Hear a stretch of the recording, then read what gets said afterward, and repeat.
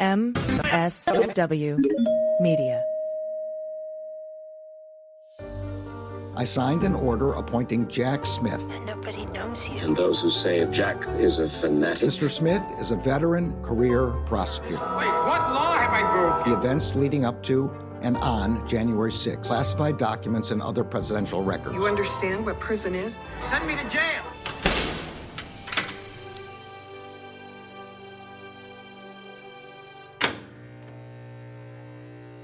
Hi, everyone. Welcome to episode 58 of Jack, the podcast about all things special counsel. It is Sunday, January 7th, and this is our first show of 2024. And yesterday marks 3 years since the attack on the Capitol, the culmination of Donald Trump's efforts to disrupt the peaceful transfer of power and retain the office of the presidency. And 3 years later, we're just 2 days away from the D.C. Circuit Court of Appeals hearing arguments on absolute immunity for the former president, who's been criminally charged for his conduct and is desperately trying to delay his trial, which is currently scheduled for March 4th. And let this sink in. That is just 8 weeks from now. 8 weeks. That's 2 Netflix bills. Come on. Even before House of Dragons starts back up again. Come on. That's right around the corner. Okay. It is. And that trial date, Andy, as we know, and we've talked about pretty extensively here on this podcast, that trial date is tenuous at best as the interlocutory appeals play out. And today we'll cover the Department of Justice's brief to the Circuit Court of Appeals in that matter, as well as Trump's very interesting response. Interesting is one way to refer to it. It's a very nice way. It's a very nice way to put it. And hey, you remember the 2 research firms that Trump paid like a $1.5 million to find voter fraud after the election? I do. And neither of them found any, and Trump kept those findings a secret. Well, Jack Smith subpoenaed both of those reports, and we've talked about that before on previous episodes. But this week, the CEO of one of those research firms penned an opinion piece for USA Today. So we'll go over that. And we have 2 additional filings to cover. First, Donald Trump has filed a motion to hold Jack Smith in contempt for continuing to meet pretrial filing deadlines while the D.C. proceeding is stayed. And finally, in the Mar-a-Lago documents case, Trump has filed his opposition to Jack Smith's motion asking Judge Eileen Cannon to order Trump to disclose whether he'll be using an advice of counsel defense. So, Allison, where should we start? Well, since the arguments for immunity are in just 2 days, I've shared a link, I think, and Andrew Weissman did as well, where you can actually listen to those arguments. I think we should start there. But before we get into the meat of the briefs, the appellate court has filed a brief order telling the lawyers for both sides, both parties, to prepare to answer questions about the amicus briefs, or those called AMICI, right? Is the plural there. And as you know, last week we had Judge J. Michael Luttig on this show to discuss his amicus brief that he filed with 23 other officials spanning 5 Republican administrations. And his brief, as you'll recall, centered around the executive vesting clause of the Constitution. It's Article 2, Section 1, Clause 1, that says a president serves a 4-year term. But there are other amicus briefs, including one from American Oversight. And that one argues that Trump's motions aren't actually interlocutory, and so the decision about immunity should be left to Judge Chutkan. Kick it back to the district court. And that immunity won't be ripe for argument until after, if and when Trump is convicted. Now, it's an interesting argument, but Andy, I tend to side with University of Texas law professor and recent guest on this show, Steve Vladeck, on this point. And I've found it's always kind of good to side with that guy. He's right on a lot of these things. Can't go wrong, yeah. While there may be a question as to whether absolute presidential immunity qualifies as an interlocutory appeal, I'm pretty sure double jeopardy does. And even though his double jeopardy argument is ridiculous and frivolous, I still think he gets to make it before the trial. Yeah. I mean, I'm with you and Steve on that one. I mean, generally in a toss-up, and I'm not sure this one is a toss-up, courts usually err on the side of caution in an effort to protect the defendant's rights or to avoid another violation, a separate violation of that defendant's right. So here, clearly the cautious path is handling this motion as interlocutory, because doing the opposite would run the risk of creating the double jeopardy issue after the fact, which would, obviously obliterate the conviction. So, I think that's pretty clear why they're handling it in an interlocutory way. Yeah, and that doesn't mean that the Supreme Court won't deny cert once the appellate court, makes their decision, makes their ruling. That's right. They may grant it, they may deny it. You know what I'm hoping for. I'm hoping they deny cert altogether. And I think that's why they denied cert, to leapfrog over the appellate court in the first place. But that might not be why. We don't know why. They don't tell us why. They never tell us why. It's all going to come down to how complete and convincing the appellate court's ruling is.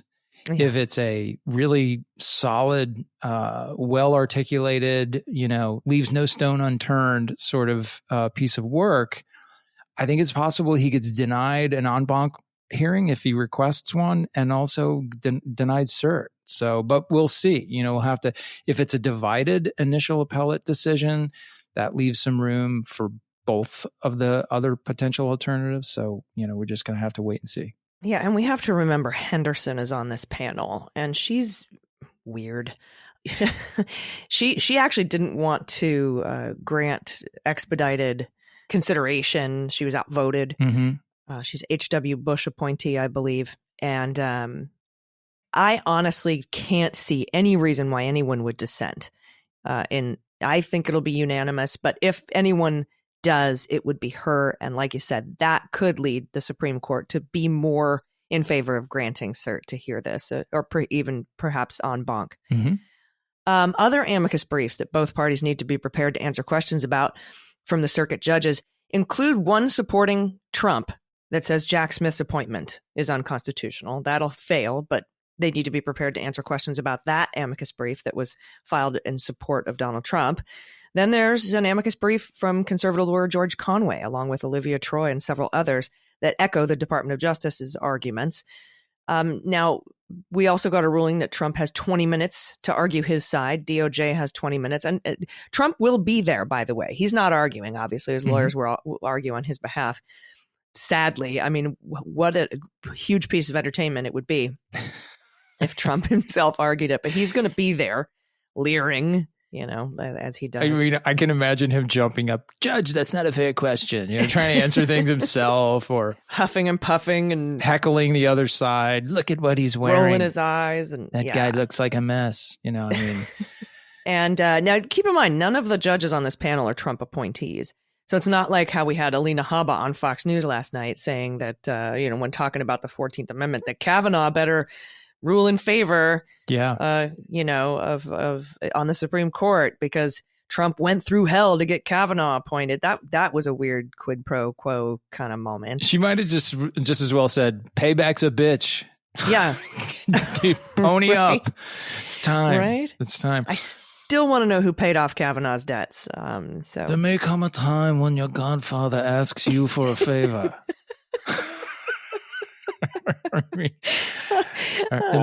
That may be my worst impression so far. The thing is that I'm pretty sure I could refuse an offer by Alina Habba. Yeah. So anyway, or a donut for that matter. Whatever's come. No, thank you. I'm good.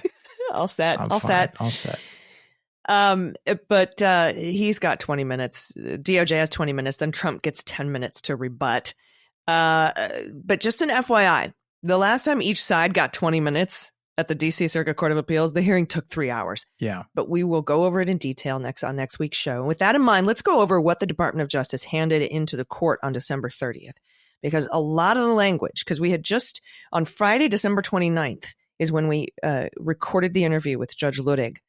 And then on the very next day, the Department of Justice handed in their brief to the appeals court. And boy, did it include language from Judge Luttig's amicus brief. It ended up in that filing. And because when we spoke to the judge, he was like, the DOJ hasn't made these arguments before. Well, they have now. They certainly have. Yeah. So it was really interesting after talking to him to see a lot of the concepts that we had talked about last week really came through in a strong way. So here's how DOJ opens their 82-page brief to the circuit court. For the first time in our nation's history, a grand jury has charged a former president with committing crimes while in office to overturn an election that he lost.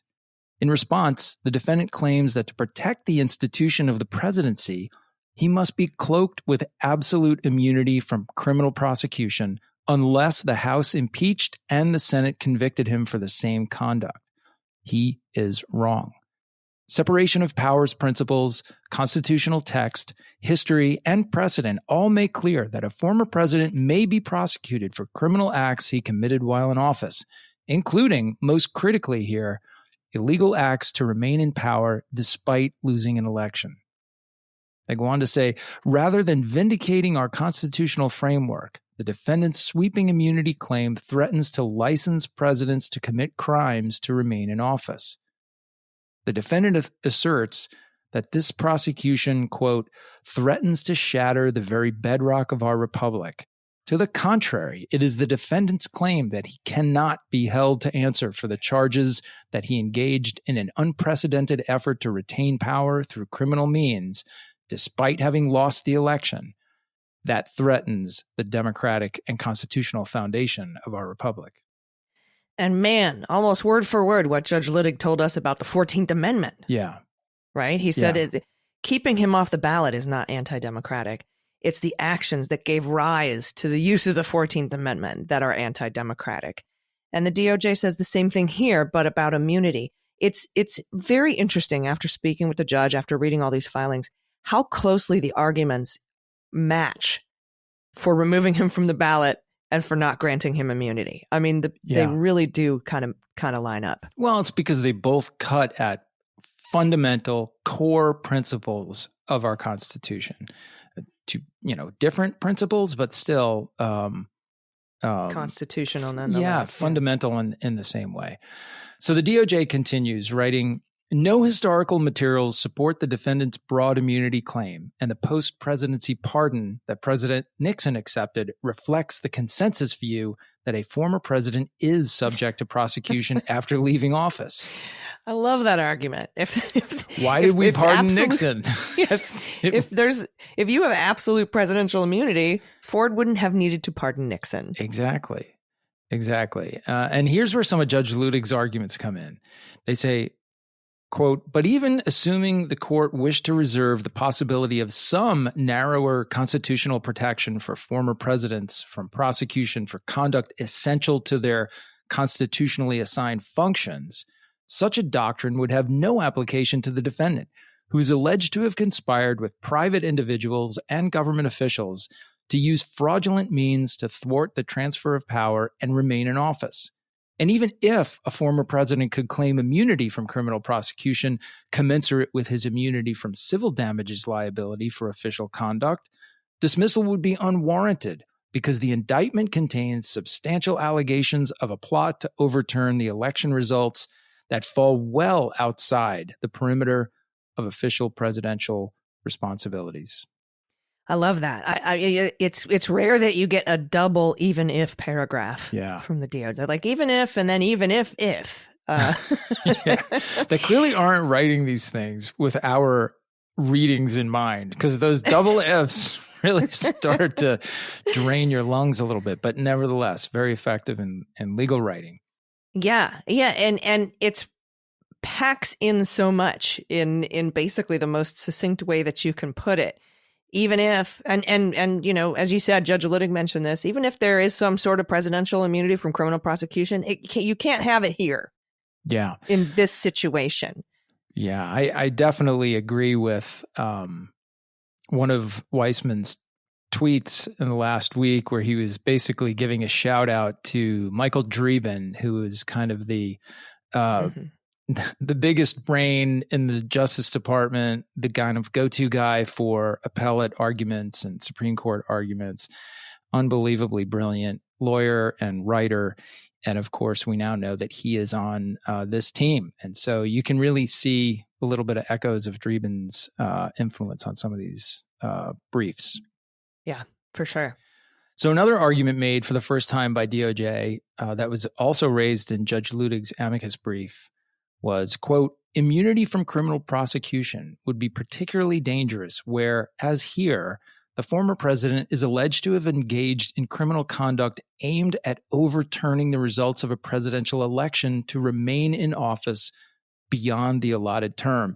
And Allison, that's the direct shout out to there it is. His argument about the vesting clause. Like if it's okay, if you can commit crimes to stay in office, then it's perfectly fine for you to violate the vesting clause's limitation on a 4-year term for every duly elected president. You could just blow it off. Doesn't matter, which means that Joe Biden could do that. He could not even run. He'd just stay and say, forget it. I'm staying. He could announce today, we're canceling the 2024 election and I'm going to stay in office. Exactly. Mm-hmm. So clearly an absurd result and not one that the Constitution ever intended or thought about. Nope. And then comes the section that got a lot of attention in the media.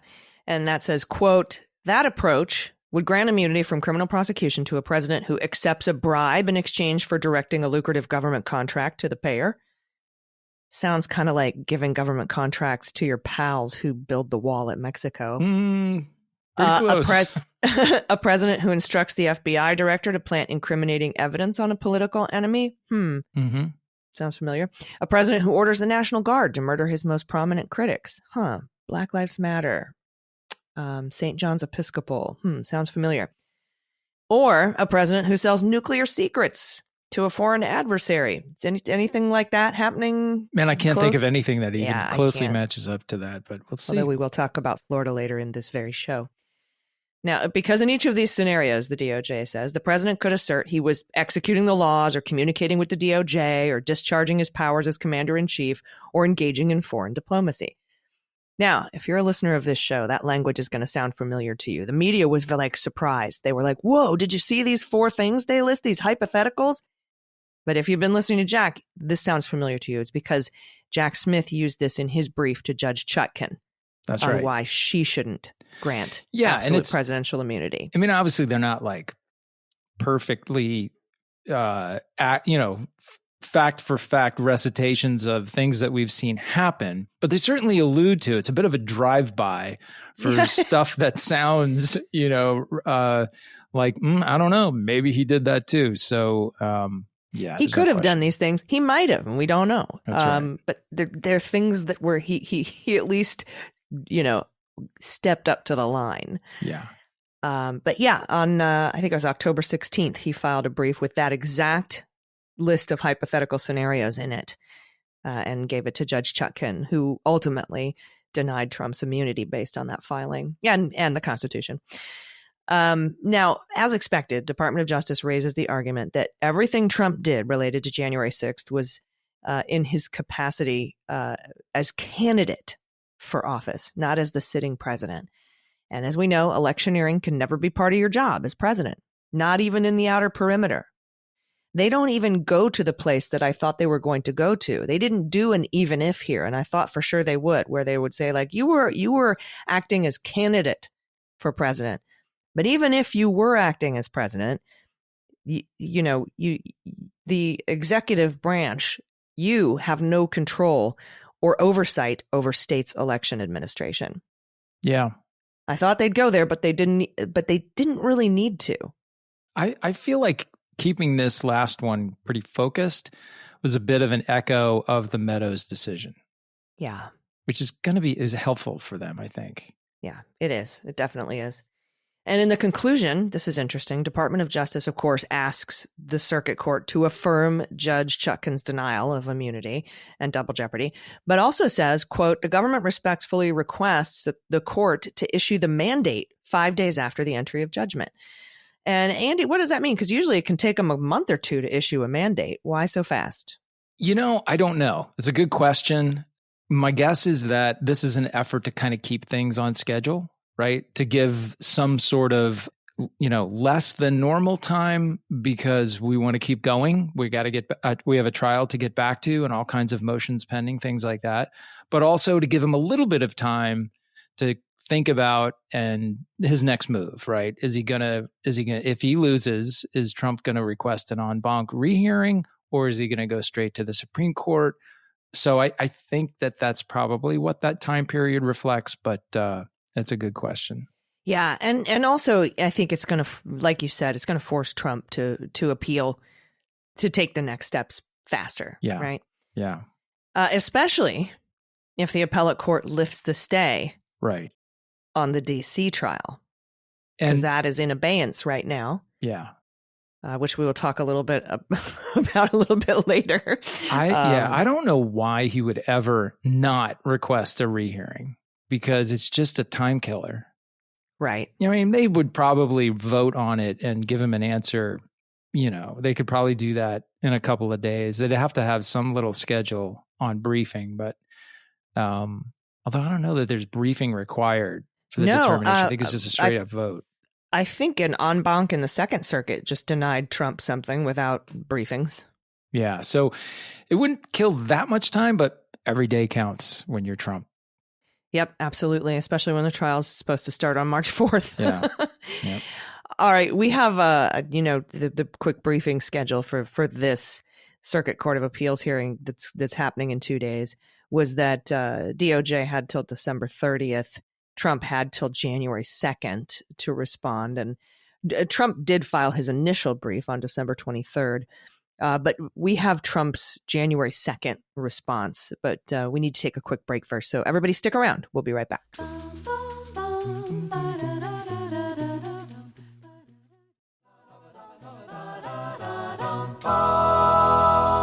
Welcome back. Okay, we just covered the DOJ brief that was handed down on December 30th. And as you know, Trump's response was due January 2nd. And we should preface this brief with the fact that Donald Trump posted a 22-page so-called report on voter fraud on his Truth Social website. It was anonymously written and has no evidence. So it's just the same old debunked voter fraud claims he's been making for over 3 years. And I wanted to point to that report because Donald Trump actually cites it twice in his opposition brief to the appeals court. I mean, wow. So in a filing about immunity and double jeopardy, he argues that there was voter fraud and cites evidence, an evidence-free anonymous report is what you're saying. Yeah, of course he does. And then cites in his legal brief the report he made and published for the purpose of having something to cite in its legal brief. Right? I mean, he's literally creating his own cites to support his because there's unsupportable no other claims. He lost 60 something cases. Yeah. In the court, so citing any of those losses wouldn't you work. don't have cases or reports like, I don't know, the one he paid $1.5 million for that actually support your contention. Just write a report, then make it up, and then cite to that. I mean, it basically undermines the entire purpose of citing authoritative cases or briefs, analysis, or whatever. Just make it up. There you go. Cite away. I'd like to cite myself here when I said this. That's my site. Yeah. He's basically taking the Michael Cohen approach to appellate briefs, like ChatGPT, please rate me a report on voter fraud. I mean, it's just unbelievable. Anyway. Pretend there was, and then right. No, it's actually like, write me a report on voter fraud in the style of Donald Trump. I don't know if ChatGPT has ingested enough Trump writing to do that. Well, you know what? Maybe they have. There's certainly a lot out there. Okay, so Kyle Cheney from Politico characterizes it like this. He says, Trump's lawyers stop short of saying the report has any true information. Of course. But many of these claims were also rejected prior to January 6th. And a lot of the info is just conclusory statements or allegations of vulnerabilities without evidence that they were actually exploited. So Trump opens his 41-page brief saying, the government concedes that this court has appellate jurisdiction. Amicus American Oversight, however, contends that there is supposedly not, quote, an explicit constitutional guarantee that the trial will not occur. This is incorrect. The president's unique position in the constitutional scheme set forth in the executive vesting clause guarantees him immunity from trial. Wow. So he's citing the executive vesting clause, the same one that says that you only get a 4-year term. Yeah, but don't look at it that way. Only Don't look read at that it part. this way. Yeah. Yeah. Don't Only look look at at that part. Right. Only look at the part we like. The crux of his argument is the same as it has been, right? That he'd been indicted for acts that fall within the outer perimeter of his duties as president, and that because he was tried in the Senate during his impeachment, double jeopardy applied, and therefore he can't be criminally indicted for the same behavior. So in support of that's the two basic arguments he has. And in support of those, he says, Article 2, Section 1 vests the executive power exclusively in the President of the United States. No prosecutor, judge, or jury may sit in judgment over the President's official acts. A President's official acts can, quote, never be examinable by the courts. And he cites Marbury for that. And Yeah. I have to tell you, this enrages me. It is the worst manipulation of Marbury versus Madison. Everybody's first case that they study in constitutional law or any class having to do with the Constitution, the case that established the concept of judicial review. The first time the court comes in and says, no, we say what the Constitution requires, what the law says. We evaluate the laws, which are all by definition signed by the president. And this is the quote, the micro quote they pull out and present out of context. But they shoot themselves in the foot because the term official acts appears twice in that quote.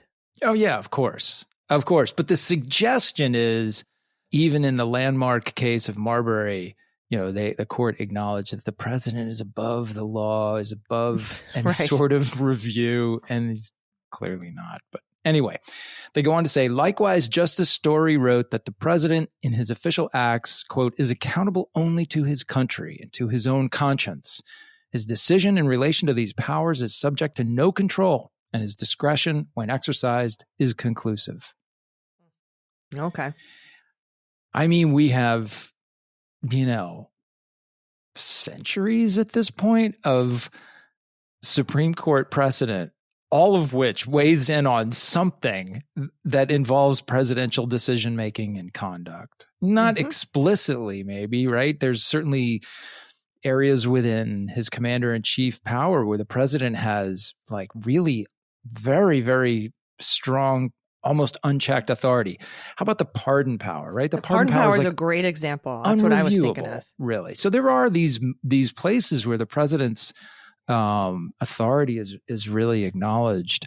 But I mean, it's just crazy to suggest that pull out these quotes out of context and say that this creates a president beyond review of any type is just ridiculous. Yeah. Totally. Yeah. So all of his arguments rest on the contention that he was acting within the scope of his duties. But DOJ argues that's not the case, since all of his actions were as a candidate for office and not as president. Yep. He then addresses the government's list of hypotheticals, those ones we were talking about earlier: accepting bribes, ordering the FBI to plant evidence, sending a guard to kill his political enemies, selling nuclear secrets to foreign actors, all that stuff. And Donald Trump contends that any president that did those things would be impeached and removed, so no criminal prosecution would be necessary. I mean, again, a complete manipulation of the impeachment process, which everyone acknowledges, everyone except him, I guess, and his lawyers, is a political process. It is not a criminal prosecution. It is, and its results are dependent on the political makeup of Congress, not so much exclusively on proof and facts and evidence. Yep. Yeah. And in his filing, in the DOJ's filing that was handed in on December 30th, before Trump's filing, they bring that up. They're like, look, the president argues that, if you're impeached,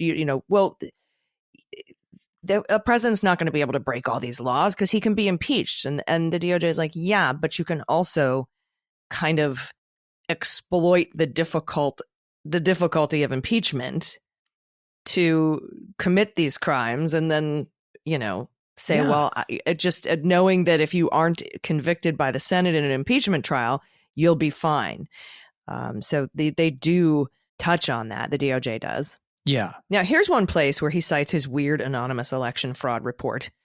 He says, next, the government argues that President Trump's public statements and communications were supposedly, quote, knowingly false, unquote.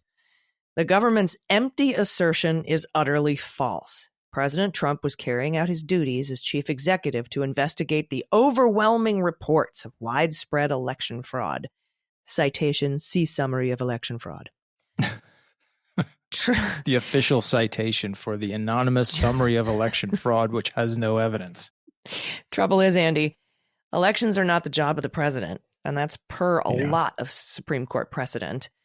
And I'm also surprised that he would cite a report full of debunked lies. The Kraken lawyers got in a lot of trouble for this, submitting unvetted BS to the court, having their, affidavits, sworn affidavits signed. Like, I was walking down the street one day and I saw a truck drive by, and I'm pretty sure there were a bunch of ballots in there. Inside, for sure, yeah. And these lawyers didn't vet that, they were charged with sanctions in Michigan. Many of them were told, you have to actually go back to school now and learn how to plead, how to file pleadings in a case, because you clearly don't understand that it's your responsibility as the lawyer to vet and make sure that what you're putting in these pleadings is true and accurate. And so I'm kind of hoping Jack Smith files a sanctions motion here for citing this anonymous, no one's going to put their name on it, completely full of lies report. It feels like this was their backdoor way of sneaking in, quote unquote, evidence of voter fraud into a court filing by not having anyone sign it, having no evidence attached to it, and citing to it secondhand from inside a court filing, so that they might be, because if Jack Smith files for sanctions, they'd be like, look, we didn't say it was true. We didn't put the lies in the pleading. I think this whole thing is absolutely shoehorning the message that they want to keep getting out into this filing. It's not even really relevant. It's nonsensical, and it's cites to evidence they created for the purpose of having a site. But they are incredibly good at message discipline, and it's very obvious that they're going to keep coming back to this knowingly false as being some sort of a weakness in the government's case. The problem, of course, is like here in this context in an interlocutory appeal, every allegation in the indictment is accepted at face value for the purpose of the appeal. So claiming that the allegation's no good, the allegation is good, at least for the purpose of this appeal. They have to assume it. Yeah, the court has to. They're required to. So the whole thing is just... But we knew it was going to be all weak sauce because, again, this is a placeholder for appeal later, right? Yeah. And a delay tactic. This is not a serious legal argument. It is a delay tactic. I mean, find a lawyer who's publicly saying this appeal is going to win, other than someone currently on his legal team or a former member of his legal team. I don't think they're thinking. I've read reports where they're worried that the Supreme... Oh, wait, no, that's the 14th Amendment. They're worried that the Supreme Court is going to take him off the ballot or keep him off the ballot. This one is a straight up loser. And I think everyone has called it that way from the beginning before we read any of the briefs. It's just preposterous. Even I saw Ty Cobb on television the other night talking about he wouldn't even talk about this. He's like, no, that's not going anywhere. It's going to be decided quickly and he's going to lose. So he was on George Conway's and Olivia Troy's amicus brief in support of the Department of Justice. Yeah. Yeah. So this one is... So they're left with these nonsensical arguments because that's really all they have. Yeah, and they just put a little political bent on them. And now they're, like you said, shoehorning in this more election fraud lies. But I would be very shocked if during the hearing on Tuesday or in any subsequent filings that we see Jack Smith or Dreeben or somebody on the Department of Justice and in special counsel's office mention that he's using the courts to continue to push his knowingly false allegations of election fraud. So we'll see. We'll see what happens. There's no more briefing due, so it's not like Department of Justice is going to respond again. We're just going to hear the arguments. Yeah, and they, at the end of the day, they just want to push past this thing and get the trial back. So we'll see. All right. Speaking of that, we're going to be right back with Trump's motion to hold Jack Smith in contempt of court. So you don't want to miss this. Stick around. We'll be right back.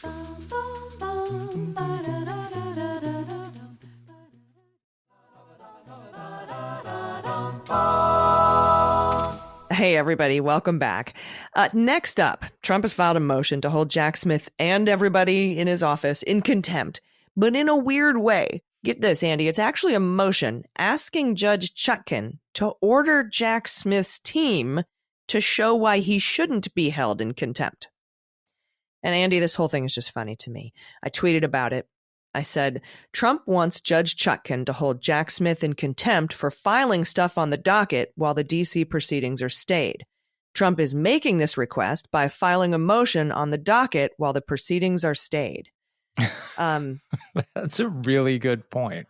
Thank you. Right? Yeah. You shouldn't be like, what I hope is that he's got this motion in his hand to hold Jack Smith in contempt for filing shit on the docket. And he's ready to file it on the docket. And he's like, wait a second. Can I file this on the docket? He says, okay, so also I am in contempt, but it's just a little contempt because I had to do it because of what his contempt did. Yes, I've done the same thing he did. I've accused him of. I've done it now, but only because he did it first. So I'm surprised that's not his argument. He should be held in contempt for forcing me to be in contempt. So he goes in contempt first. Like contempt is a timeout. You must stand in the corner. Oh my gosh. Get this. Here's some of what Trump is arguing in this thing. The stay order is clear, straightforward, and unambiguous. All substantive proceedings in this court are halted. Despite this clarity, the prosecutors began violating the stay almost immediately.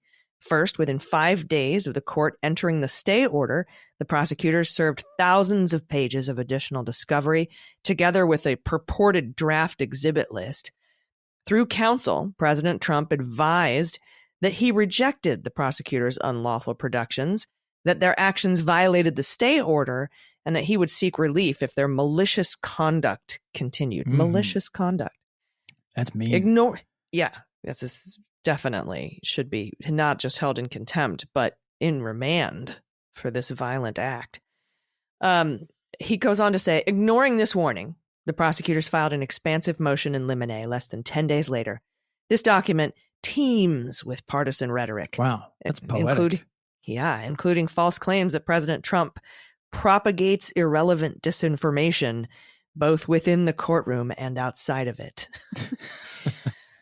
Moreover, why would you want to repeat that absolutely devastating blow? How is that rhetoric partisan? I don't get it. Where's the politics there? It's just a straight up fact. Like they're saying he lies a lot. And I mean, honestly, there's lots of evidence to prove that. It's not based on a report that they wrote saying he lies a lot, period, and then cited it. Well, he gets to that, right? Trump says, moreover, the motion in limine mirrors the Biden administration's dishonest talking points. See? Asserting, again falsely, that President Trump was responsible for the events on January 6th, when in truth he called for a peaceful and patriotic assembly and protest.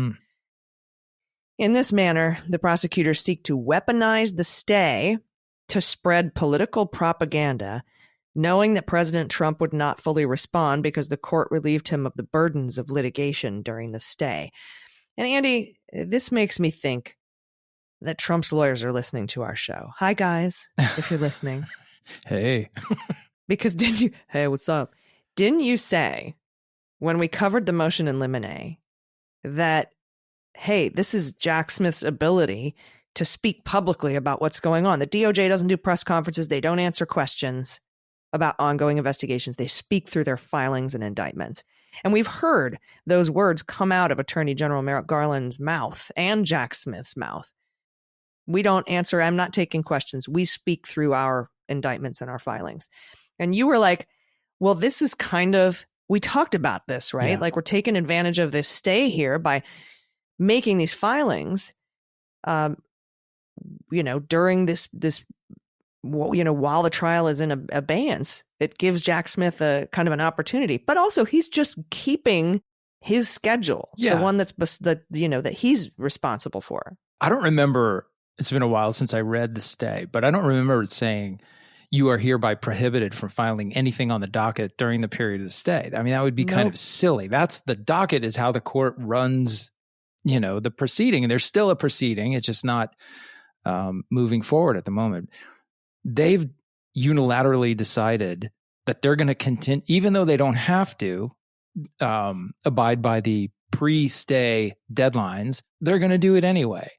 And that doesn't impose, Trump doesn't have to. Right. And that Trump doesn't have to impose respond. any obligation on Trump. He doesn't have to do anything. He can choose to ignore all the things they send him and do no work on it and not continue to incur legal fees. That's his choice. But they're going to just keep plugging along. I don't think they're certainly not going to get sanctions. The worst they're going to get is a kind of knock it off order, but I don't even think they're going to get that. I honestly think that it's just nonsense. I think it'll be just ignored. Honestly, maybe she'll do I think that there's maybe one thing that Jack Smith could get in trouble for here. And I'll not trouble, but maybe might earn hey, don't do that. And that's because he failed to do a meet and confer and do a certification of conference with Trump in the motion in limine. And I went back and looked at it, and there is, in fact, nothing in there that says we discussed this with Trump and Trump opposes this, which is part of the rules of local rules of the court. Yeah. So maybe you might get could be. It's a little like kind of procedural microfoul. So, maybe, but I do think you're right in calling this out as an example of the special counsel team, firing a couple of shots publicly that they don't do in any venue outside of official filings. He can say whatever he wants and does say whatever he wants all the time, and he mischaracterizes what's going on here and accuses them of all sorts of horrible things. So every once in a while, you're going to hear them at least get their comment, their perspective on those things on the record, and this is how they do it. And I think it's pretty effective because they don't speak very often. So we pay more attention to the things they do say in filings. Yeah, and regardless of how Trump feels about it, these two shots have been fired. The putting out. Well, the only public thing here really was the motion in limine. Everything else was discovery, which is under protective order, and an exhibit list, which is also we're not going to see. So we didn't get to see any of that, but we did get to read this motion in limine. Mm-hmm. And, Trump's not going to be expected to immediately respond to it once the trial's back on. He'll be given some time. But yeah, she might come back and say, look, you're supposed to meet and confer. Tell you what, refrain from filing additional things, or, meet and confer and get permission from opposing counsel to file something on the docket next time or something, who knows what or she might just ignore it. Anytime you're going to file something that would normally require meet and confer, don't do it. But if you want to serve discovery, fine. If you want to file something that's like you have a deadline, like let's say it's a discovery deadline and you want to file it, and that doesn't require meet and confer. That's just you living up to your individual obligations. So yeah, we'll see. Yeah, because I think a motion in limine would require, I think, a meet and confer. So Trump is asking, here's what he's asking for specifically in this filing, just so you know. To remedy this outrageous conduct, the court should issue an order to show cause why the prosecutors should not be 1, held in contempt, 2, required to immediately withdraw their motion in limine and improper productions of discovery and exhibit list, 3, forbidden from submitting any further filing or production absent the court's express permission while the stay order is in effect. Okay, that's another thing. She might be like, ask me first. Yep. And 4, assessed monetary sanctions in the amount of President Trump's reasonable attorney's fees and expenses incurred in responding to the prosecutor's improper productions and filings, including in litigation this motion. And this is bonkers. Trump says, quote, the prosecutors did not respond to either the letter or the response. Remember when they wrote a letter? Hey, Molly. Hey, Molly and John. The prosecutors did, however, attempt to wrongfully exploit the stay order in seeking certiorari before judgment from the Supreme Court. And, quote, unpersuaded, the Supreme Court denied the prosecutors' desperate ploy for early review. Having failed above, the prosecutors resumed their strategy of violating the stay order, filing the motion in limine on December 27th, aware that their submission was improper. This sounds like 20,000 Leagues Below. The prosecutors tellingly did not confer with President Trump before filing as required. Moreover, and unsurprisingly, the prosecutors suddenly forgot their histrionics regarding the all-encompassing scope of the stay order. Instead, the prosecutors returned to their twisted view that the stay order is merely a suggestion, meaning less than the paper it is written on. Wow. That is legal drama right there, created for no apparent reason. Here, so I want to know, like, if it was a violation of the stay to file a request to the Supreme Court, how could it also have been where he says here, they resumed their strategy of violating the stay order after the Supreme Court denied them. So if the filing with the court was was violating the stay, how are you resuming violating the stay? Hey, I don't know. You're still violating it, I guess. I don't know. But I thought it was really weird that Trump here contends that filing for a petition for writ of certiorari with the Supreme Court violates the stay. I mean, I guess maybe, and he doesn't say this here, but here, perhaps I can help his lawyers. Maybe that the jurisdiction strictly lies with the Circuit Court of Appeals right now. And so filing with any court outside of the Circuit Court of Appeals while this trial is in abeyance would be a violation of the stay order. That's the only thing I can think of, and they don't say it here because it just doesn't otherwise make any sense to me. Yeah, I mean, really the only person who could weigh in on this is Judge Chutkan, right? How many times have these requests for immediate review by the court happened? We had a figure of like something like 19 times in the last however many years. Since 2019, yeah. Yeah, so it's not super common. What are the odds that any one of those 19 also happened during a stay? I mean, like, so I don't think there's probably a really well understood record of how you handle that if there's a stay in your case. So, you know, I think you could very confidently make an argument that, no, this is an entirely different thing. We're not pushing the proceeding in the trial court forward. We are simply exercising our right to make a request to the Supreme Court, and whether they grant it or deny it is up to them. Yeah. I think so too. And, you know, like I said, Jack's put in a footnote that he knows about the stay, and he's just, look, I'm just keeping my obligations. You don't got to do nothing. Right. And he's entered that in his footnotes. But yeah, we'll see. I just think it'll be interesting to see if Judge Chutkan has anything to say about the fact that maybe one little tiny rule here was broken, which was they didn't meet and confer. Yeah. Well, she's pretty, I think she goes out of her way to be pretty even-handed in these things. And that's important because you don't want to create the impression that you're like all in for one side or the other. So I think she'll acknowledge it in some minimal way. That seems to be the easiest way to do it.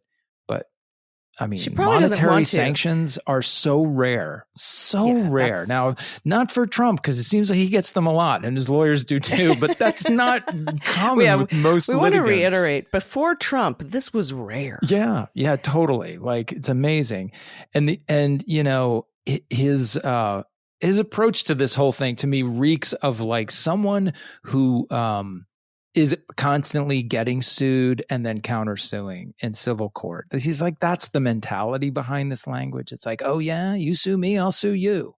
Yeah. It's just kind of silly. You don't really ever see this stuff in criminal trials, but here we are. My big picture thought is like, there's a storybook, and I'm gonna swear here for a second. It's called Go the Fuck to Sleep. And I just see Judge Chutkin like entering the kids' room where the two kids are jumping on the bed and playing around. And then as soon as she opens the door, they jump under their covers and hide. And she's like, all right, look, guys, knock it off seriously for the last time. Yeah. I just feel like she's probably, her eyes are rolling so hard that she might have to go to the eye doctor tomorrow. Yeah, but for sure. I mean, this just is so childish, this response. But, you know, and they didn't do a meet and confer. I don't know. I just feel like she's probably like, seriously, guys, Yeah. don't make me file something on a docket in a trial that stayed. Can we not? Right. All right, everybody, we got some Florida stuff going on and some listener questions, plus another quick story. Stick around, though. We have to take a quick break. We'll be right back.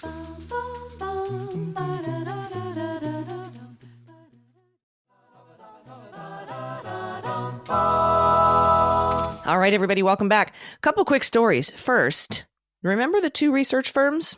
We talked about this at the top of the show, paid by Trump like $1.5 million to find voter fraud. And in like November, like right after the election, he went and hired these firms and nobody found any. And they filed reports and apparently gave them over. Well, Ken Block is the CEO of one of those firms. And so the firm is called Simpatico Software Systems. And he has written an op-ed in the USA Today, which I think is a weird choice, but okay. And he says in November 2020, former President Trump asserted that voter fraud had altered the outcome of the presidential election. The day after the election, his campaign hired an expert in voter data to attempt to prove Trump's allegations and put him back in the White House. By the way, did you hear that? The day after the election. Yeah. Before Joe Biden was even announced as the winner. Well, while they were already announcing themselves the winners, they apparently were hiring people to find fraud. Yes. So he says the day after the election, his campaign hired an expert because he wanted to prove his own allegations of voter fraud. I am the expert who was hired by the Trump campaign. The findings of my company's in-depth analysis are detailed in the depositions taken by the Select Committee to investigate the January 6th attack on the Capitol. The transcripts show that the campaign found no evidence of voter fraud sufficient to change the outcome of any election. That message was communicated directly to White House Chief of Staff Mark Meadows. Interesting. Yeah, it really is. Why do you think he's coming out and saying this now? I think he's been doing like a Cheese Bro world tour kind of a thing. You know, I don't know. But I'm sure he's spoken to a grand jury or two. Yeah, and maybe that he's just getting some static, either legally through process or just in the course of his business, and he's trying to get the kind of black cloud of this thing off of his business. Like they are, for all we know, this is a legitimate company that does software-based analysis, and he's maybe just coming out to say, "Hey, I got hired to do a job. I did the job. This is what we found or didn't find, as the case may be. And we reported our results." That's it. Well, my guess was always going to be this, that Donald Trump didn't pay them. Yeah, well, that's always possible. And so I was like, watch, he's not going to pay them and they're going to release their reports and write op-eds and books and stuff. So maybe that's it. Maybe they now are getting ready to sue Donald Trump for payment. Yeah, could be. Who knows? Could be. So we also have a filing in Florida, and this is Donald J. Trump's opposition to motion for notice and disclosures regarding advice of counsel defense. So you'll recall that DOJ asked for Trump to declare his intention to use an advice of counsel defense in both the D.C. and the Florida cases. The DOJ argued in both venues that Trump's advice of counsel defense is no surprise, because his lawyers told everyone that they were going to use that defense all over TV. It's a very helpful way to know what the other side is thinking when they say what they're thinking on public television. So Jack Smith said he needs to know ahead of the trial, because if Trump is going to use the advice of counsel as a defense, that means he would necessarily have to waive attorney-client privilege. That would be Trump, obviously waiving his attorney-client privilege with his counsel. Now, once that happens, Jack Smith is going to need to get all those previously privileged communications and then investigate them. And whatever he comes up with there, he'll have to turn back over to Trump in the form of discovery or evidence related to those communications. Certainly if he's going to use that stuff at trial. He's not just going to sit around and let Trump make the defense and not prepare some sort of response to it. And the preparation of that response, that takes time, which gets us back to why the special counsel filed this motion to begin with. Now, Judge Chutkan granted the DOJ motion and ordered Trump to notify the court in January if he's going to use the defense. But of course, D.C. has stayed for now. That was my favorite too, because Trump argued, "You can't make me talk about my defense. That's unconstitutional. You can't make me do it. But if I had to do it, not by December 18th, so I could probably do it in January, but it's totally unconstitutional." And so Judge Chutkan's like, "You said January? Cool. January it is." And it's not interlocutory. So you want to complain about it later? Have at it. Add it to the list. So, of course, Trump is opposing the same request in Florida, and he's basically using the same arguments. He says the special counsel's office has repeatedly demanded deadlines in this case that are detached from reality and practice, and this motion is no different. The 60 days requested in the motion would give the office more time to, quote, investigate an advice of counsel defense than the office proposed to give President Trump to review approximately 1.3 million pages of discovery and file Rule 12b motions. That's so wrong. Yeah, it is. The court rejected the office's earlier unjust proposal, and the same result is appropriate here. The motion is not supported by any rule of criminal procedure, and several courts have rejected prosecutorial requests for advance notice of a trial defense because it is inconsistent with the Sixth Amendment, due process, and the burden of proof. Now, you don't see any cites in that sentence. There's no cases where those rulings allegedly took place, and there's no recitation of the circumstances in those cases that gave rise to those rulings that allegedly support his argument. No, and you went out and told everybody that was going to be your defense. This isn't a secret, Yes. Generally, if he hadn't gone out and told everybody about it, he'd have a much stronger case. Of course. He'd have some ground to stand on that they were forcing him to make a decision or reveal something that they have a right to kind of keep as, privileged work product for the time being. But yep. Not when you've talked about it on Fox News. The filing goes on to say, President Trump will demonstrate through further motions that the special counsel's office has already unlawfully invaded his attorney-client privilege and compelled lawyers to testify before a grand jury in the District of Columbia. Yeah, we sure did. And we had to go all the way up to the chief judge of the circuit to get it. You invaded my privilege. I didn't know privilege was like an actual thing you could invade, but maybe. Yeah, excuse me. I said the circuit, I meant the district, but you know what I'm saying. Yes. The unusually high volume of unclassified and classified discovery in this complex case, including nearly 1.3 million pages of unclassified materials and 5,500 pages of purportedly classified documents, with the most recent production on December 6th, 2023, requires that President Trump be afforded as much time as possible to develop potential trial defenses following pretrial litigation, which will conclude sometime in 2028. I just added that part. But yeah, so just kind of more of the same. He digs in and fights tenaciously for his delay. I got to give him credit for that. He's very dramatic. And he's poetic. been very successful doing this in Florida so far. And so I expect that he's going to get much more out of this opposition in Florida than he did in DC. And part of the reason for that is it gets back to the core conundrum with Judge Cannon. I am willing to bet significant money that this is the first time she has ever had to rule on a motion like this. Mm-hmm. And so, her first impression of the special counsel's request might very well have been, oh my gosh, are you allowed to even ask for that? Once again, we're back on the same kind of ground with her, which is you're really seeing She's not experienced. Yeah. Yeah, this lack of experience and lack of kind of having a battle-tested, approach to trial, moving trials along is part of what's hurting us down there. I imagine she'll come back, maybe with even just a paperless minute order, and say, I've told you I'm not deciding anything until after March 1st. So out of here with both of these requests. She'll probably just be like, nope, I'm not listening. And cite her March 1st date that she likes to cite when people ask for stuff ahead of time.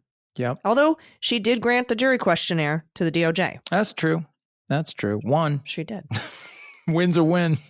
Hey, I'll take the W. Anything down in Judge Eileen Cannon's court. All right. What do we have for listener questions this week, my friend? By the way, if you have a question, we will put a link to the form for you to fill out to ask us a question in the show notes. There you go. So send them in because we love them. I love reading them. And we can only do a couple, but I have 2 for you today.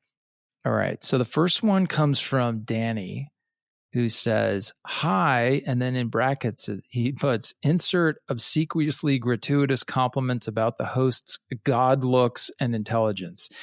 Now, I think he meant good looks. I'll take God looks, though. But, it's a little snarky, Danny. I'm just saying, I'm going out on a limb here with your question because it's a good one. If someone asks if you're a god, you say yes. All right. So his question is, after the J6 indictment dropped, the talking heads made much of the fact that Jack Smith would not need to prove that Trump subjectively believed he had lost the election. The simplest analogy being that even if you generally believe the bank made an error against you, you still can't rob the bank. However, in the indictment and in all subsequent filings, and even in an opinion by Judge Chuckin, there's the implication that the case will actually turn on whether the government can prove that he knowingly spread lies about the election. So which is it? And why would Jack box himself in like this if he didn't need to? So a couple things question. Here. Yeah, it is a good question. First of all, Jack Smith not going to be boxing himself into something unnecessarily. I think we got to give him credit for that at this point. What you've teed up here is the difference between, it's really a very semantic kind of gray area, hair-splitting thing, but there is a difference between what you've laid out here. No, you're correct generally that the government is not required to prove, it's not a defense to a crime to say, well, I really thought, I was acting under the misimpression, right? But I really thought X. And so therefore I'm not guilty of what I did under that belief. That is not a sufficient defense. But what the government does have to prove, particularly here when they've alleged fraud against the United States government, is that Trump intentionally engaged in a scheme to defraud. So he intentionally undertook acts in furtherance of that scheme. So for instance, he intentionally tried to hold up the certification on January 6th. If he comes in and says, well, I really believe the election was stolen from me, doesn't matter, because what the government has to prove is that he intentionally tried to hold up the certification.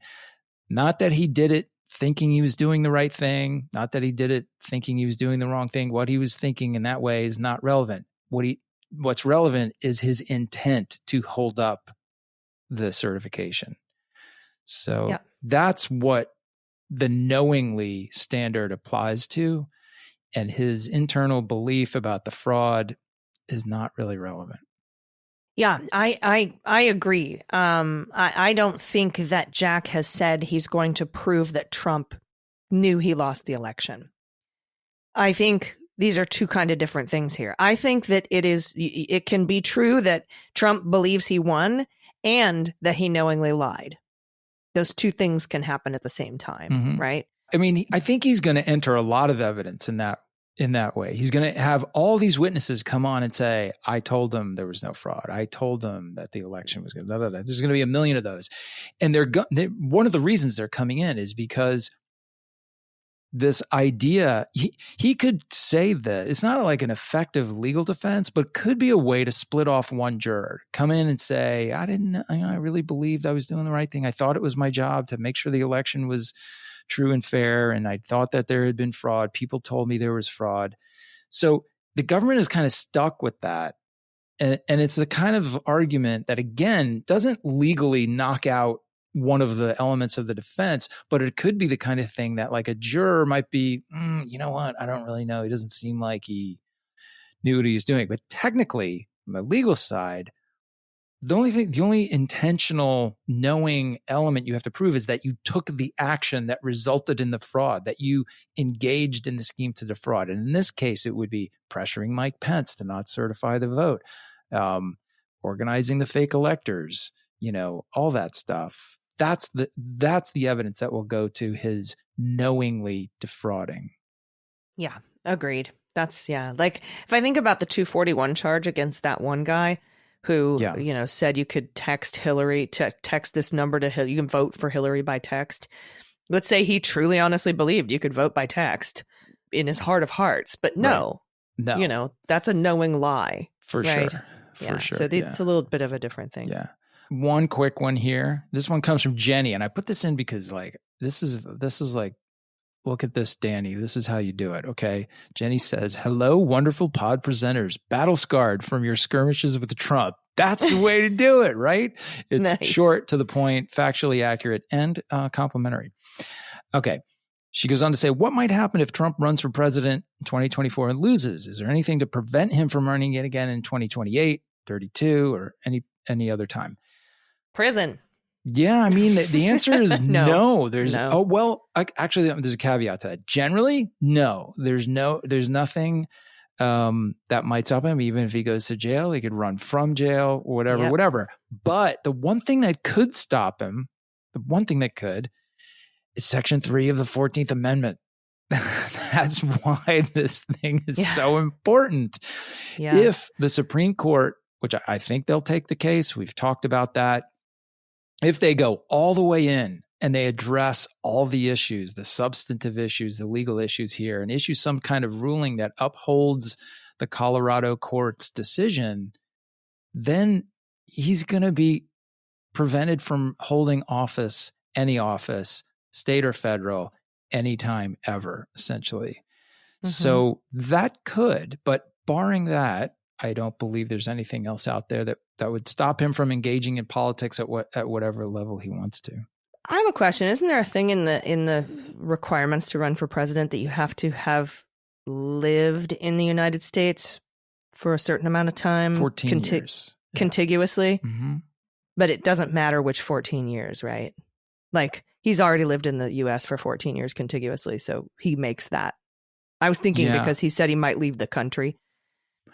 That's a good question. I've always assumed it was for the 14 years prior, but maybe it may not be. I'm not 100% sure on that one. But I mean, that seems hard to hold against him. He's lived here, what? How old is he? 70? What is he? Yeah, 78? I mean, I feel like somebody would be able to go and live overseas for a few years. Oh, yeah.